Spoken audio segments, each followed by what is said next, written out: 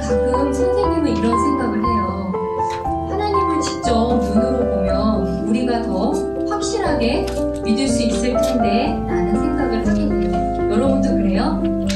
그죠? 하나님이 보이셨으면 참 우리가 믿기 쉬울 것 같은데, 그런데 하지만 말씀에서는 우리는 믿음으로 걷고 보는 것으로 걷지 아니하노라 이렇게 말씀하세요.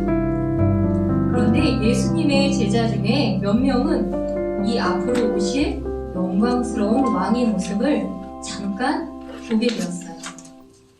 만약 우리가 그 모습을 본 예수님의 제자였다면 어떤 마음일까요? 어떨 것 같아요? 그 모습을 산에 올라가서 내가 보았다면. 그래서 신기하고 놀랍기도 하고, 선생님은 역시 내 믿음이 좋아서 예수님이 내 앞에 보여주셨구나 하면서 우쭐대기도 할 것 같아요. 그 예수님의 변화된 그 모습을 본 제자들의 반응이 어떨지 우리 오늘 상상해 보면서 말씀을 시작할게요. 네, 오늘의 제목은 변화산에서의 예수님이라는 제목으로 말씀을 나누려고 해요. 현성아, 오늘 제목이 뭐지? 들었어요? 오늘 영진아 제목이 뭐예요? 에서의 예수님. 변화산에서의. 이거 산의 이름이 변화산이에요? 아니에요. 변화산 이름이 아니라 높은 산에서 예수님의 모습이 변화되었다라는 뜻으로 우리 보통 변화산 사건으로 알고 있어요. 혹시 변화산 사건 이거 들어본 적 있어요? 네, 들어본 적 있죠? 네. 오늘 낭독한 말씀은 마태복음 17장이었어요. 그런데 17장 들어가기 전에 마태복음 16장 28절에는 이렇게 기록이 되어 있어요. 선생님이 한번 읽어볼게요. 진실로 내가 너희에게 이르노니 여기 서 있는 자들 가운데 몇 사람은 사람의 아들이 자기 왕권을 가지고 오는 것을 볼 때까지 죽음을 맛보지 아니하리라. 이렇게 나와 있어요. 예수님께서 이 약속을 지키기 위해서 어떤 일을 하실지 우리 함께 살펴보아요. 오늘 읽은 말씀 17장 1절에는 마태복음 16장 28절을 하고 나서 엿새 뒤에 예수님께서 몇 명의 제자를 데리고 산으로 올라가셨어요? 몇 명의 제자를 데리고 산에 올라가셨어요? 베드로? 그죠? 베드로, 야고보, 그의 형제 요한. 네. 오늘 읽은 말씀 기억나요? 네. 이렇게 세 명을 데리고 높은 산에 올라가셨어요. 예수님께서 그들 앞에서 모습이 변하셨는데 그분의 얼굴이 어떻다고 했죠? 해같이 빛나고 옷이 빛같이 희게 되었어요. 세 명의 제자들이 본 것은 그동안 봐왔던 인간의 모습이 아니라 하나님 본래의 그 영광스러운 모습이었어요. 요한계시록에서는 이 하늘에 계신 그 예수님의 영광스러운 모습을 그분의 용모는 해가 세차게 빛나는 것 같더라 라고 묘사하고 있어요. 여러분 상상이 되세요? 하얀 그 아주 빛이 나는 그런 예수님의 모습이었어요. 그런데 더욱 놀란 것은 이 예수님이 모세와 엘리야가 이야기를 하는 것이 보이는 거예요. 여러분 모세는 누구예요? 거기 다른 사람 이집트 왕자. 모세. 네, 이집트 왕자였다가 그죠? 나중에 이집트에서 이스라엘 민족들을 데리고 나온 사람. 우리 보통 율법을 완성했다라고 해요. 기록하여. 그죠? 모세 오경 알고 있죠? 네. 모세는 율법을 기록하였고 엘리야는 죽지 않고 하늘로 올라간 대언자였어요. 모두 구약을 대표하는 믿음의 사람이에요. 이 모습을 본 베드로는 평소 성격처럼 너무 놀라가지고 무엇인가 하고 싶었던 것 같아요. 그래서 예수님에게 이런 제안을 했어요. 여러분 어떤 제안을 했는지 기억이 나요? 네. 우리 한번 사절 한번 같이 읽어봐요. 네, 시작. 그때 베드로가 응답하여 예수님께 이르되 주여 우리가 여기 있는 것이 좋사오니 만일 주께서 원하시면 우리가 여기에 장막 셋을 짓되 하나는 주를 위해 하나는 모세를 위해 하나는 엘리야를 위해 짓게 하옵소서 이렇게 제안을 한 거예요. 아마도 아직 이 제자들한테는 그리스도에 대한 깨달음이 아직 부족했던 제자들의 마음속에는 이 역사적으로 존경받는 모세와 엘리야가 예수님보다 훨씬 더 훌륭한 사람으로 인식되었는지도 몰라요. 그러나 예수님께서 두 사람보다 훨씬 더 높은 분이시죠? 왜냐하면 예수님께서는 그들의 창조주시며 모세와 엘리야가 말하고 기록한 예언의 말씀을 주신 바로 전능하신 하나님이기 때문이에요. 이런 베드로의 제안을 가로막은 분은 누구셨나요? 누구였어요? 네, 하나님이었어요. 하나님께서 5절에 이렇게 대답을 해주셨어요. 우리 5절 한번 또 같이 읽어봐요.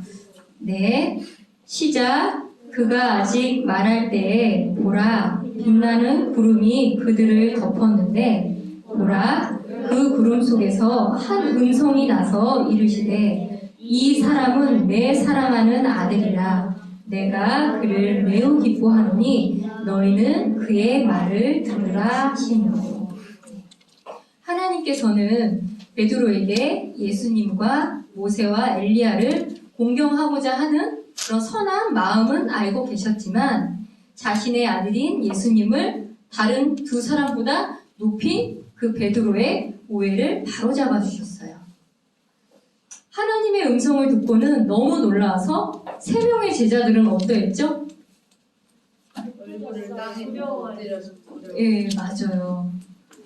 세 명의 제자들은 똑바로 서서 예수님을 바라보지 못하고 엎드려서 심히 두려워했어요. 아마 우리도 그랬을 것 같아요. 차마 쳐다볼 수 없을 것 같았어요. 네. 예수님께서 나와 그들에게 손을 대시며 이르되 일어나라 두려워하지 말라 하셨어요. 이제 얼굴을 들고 주위를 돌아봤어요. 오직 예수님 외에는 아무도 보이지 아니하였어요. 구름과 음성도 사라지고 모세와 엘리야도 보이지 않은 채 오직 예수님만 홀로 계셨어요.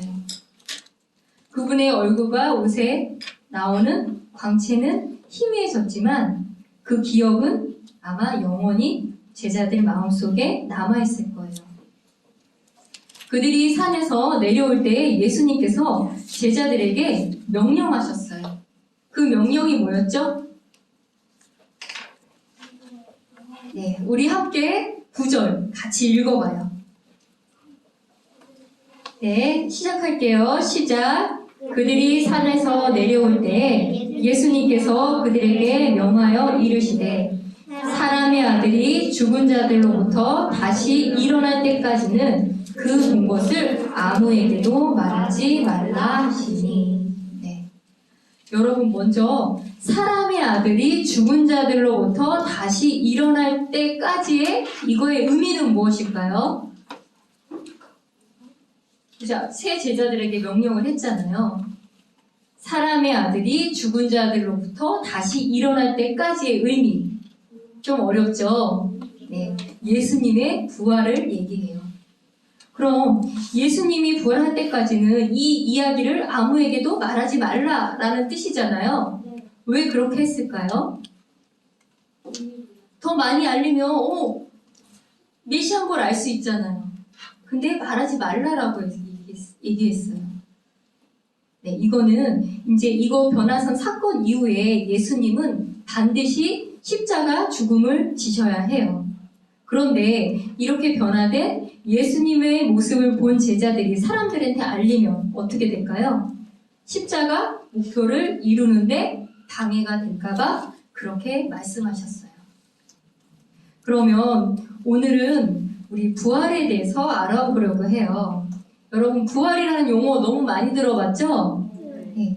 언제 들어보셨어요? 우리 부활 부활이라는 거 어떤 의미로 가장 많이 알고 있어요? 다시 살아나는 거. 그렇죠. 예수님이 다시 오실 때 우리의 몸이 부활해서 하늘로 올라간다라는 그 뜻으로, 휴거의 뜻으로 많이 알고 있죠? 네. 오늘 그림 보면서 한번 선생님이 설명을 해줄게요. 여러분이 한번 농구라고 생각을 해보세요. 네. 농구라고 생각했어요? 네. 그림 보기 전에 한번 선생님이 보고 농구예요. 여러분 봄에 논에다가 별에 씨를 뿌리겠죠? 네. 아니면 심을 거예요. 그렇죠? 그리고 어떻게 돼요? 가을이 되면 첫 수확을 하게 돼요. 첫 수확을 해서 이번에 농사가 잘 되었는지 한번 밥을 지어서 확인을 해요. 그럼 어때요? 농사가 잘 되었네 라고 하면 본격적인 수확을 하게 될 거예요. 맞아요, 여러분?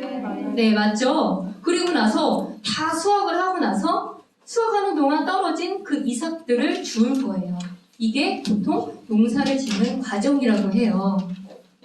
이것을 생각하고 오늘의 말씀, 이 설명을 들으면 이해하기가 쉬울 거예요. 성경에서 부활은 크게 첫째 부활하고 둘째 부활로 나뉘어요. 여러분 첫째 부활, 둘째 부활 들어본 적 있어요?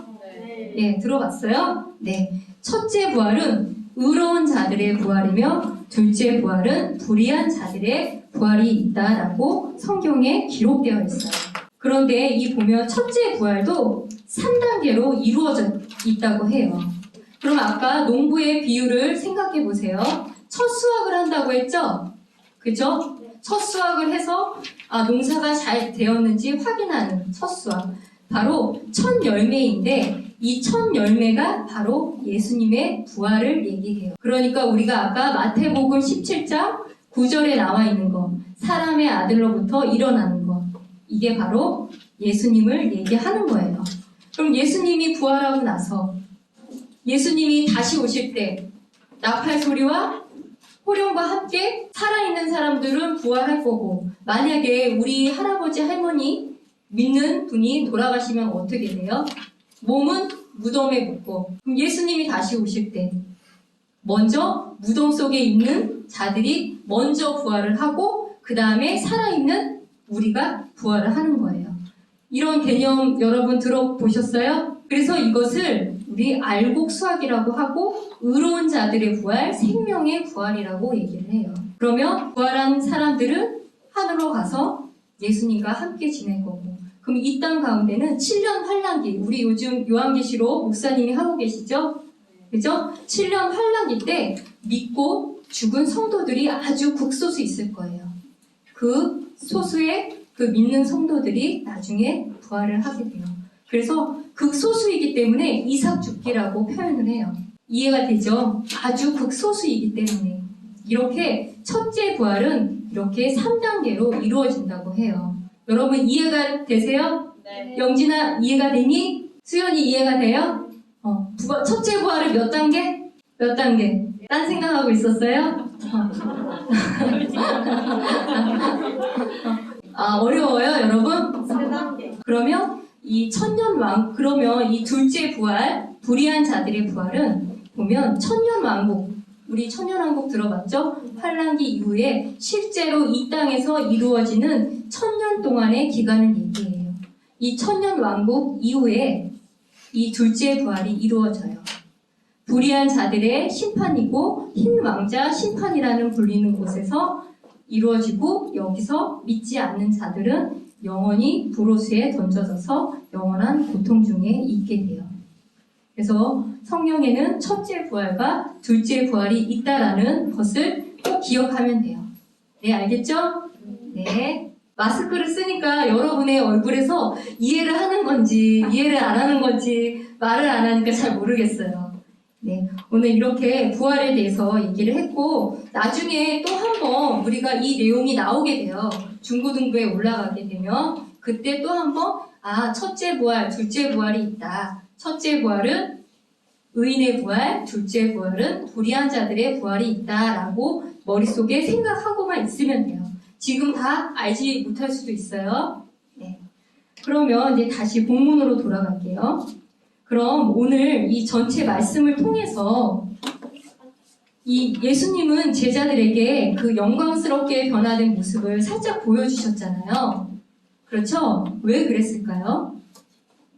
십자가에 돌아가시기 전에 제자들에게 특히나 예수님이 사랑하는 세 제자를 데리고 이 살짝 변화된 모습을 보여준 이유가 무엇일까요? 왜 보여줬을 것 같아요?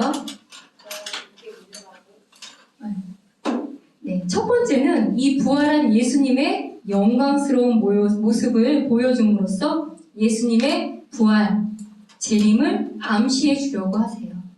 뿐만 아니라 메시아임을 분명히 보여주기 위해서 이렇게 나타나신 거예요. 두 번째는 이 영원한 예수님의 실체를 제자들에게 살짝 보여줌으로써 제자들과 성도들을 위로하기 위해서예요. 이 세 제자들은 그 본 것을 예수님 부활 승천 이후에 나머지 성도들에게 전해줄 핵심적인 교회 리더가 될 거예요. 맞죠, 여러분? 네. 그죠? 그러면 이 경험은 교회가 힘들고 또 믿음이 연약해질 때 이 세 제자들에게는 아마 큰 위로가 될 것 같아요. 그리고 이 제자들이 이 말씀을 기록함으로써 지금 우리가 이 말씀을 보고 복된 소망을 가질 수 있는 거예요. 네, 요약을 해볼게요. 예수님의 제자들은 이 변화산 사건을 보면서 영광스러운 광경에 크게 놀라며 앞으로 오실 이 땅의 통치자 메시아에 대해서 큰 확신을 가지고 살아갈 거예요. 3명의 제자 중 베드로는 이 장엄한 광경에 크게 놀랐지만 더 기억해야 할 것이 있다라고 베드로 후서 1장 19절의 말씀에 기록을 해놓았어요.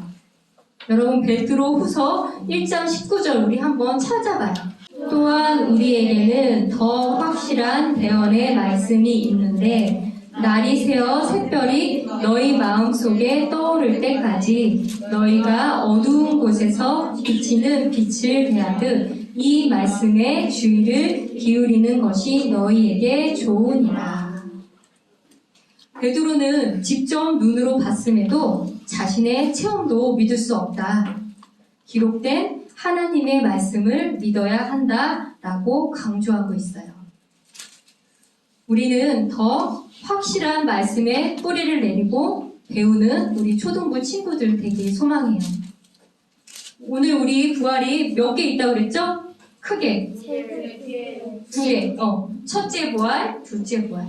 또 첫째 부활은 3단계로 이루어졌는데 그건 좀 어려웠죠? 여러분 이야기에 첫 열매이신 예수님의 부활, 알곡수학인 의로운 자들의 부활, 그리고 환란기 때 믿는 성도들인 이삭 죽기, 이렇게 해서 3단계로 이루어지고 더 무서운 것은 둘째 부활이 있다, 불의한 자들의 심판이 있다라는 것을 오늘 배우게 됐어요. 우리가 살아있는 동안에 예수님이 오신다면 이 얼마나 영광스러울까요? 그죠? 믿는 자들에게는 앞으로의 일들이 두려움이 아니죠? 두려움이 아니라 복된 소망임을 기억하고 현재 살고 있는 동안에 주님이 오시길 사모하며 우울하게 지내야 될까요? 아니죠? 기쁘게 하루하루 나에게 주어진 공부 또 삶을 기쁘게 살아가시길 소망할게요. 네, 이것으로 오늘의 말씀을 마치겠습니다.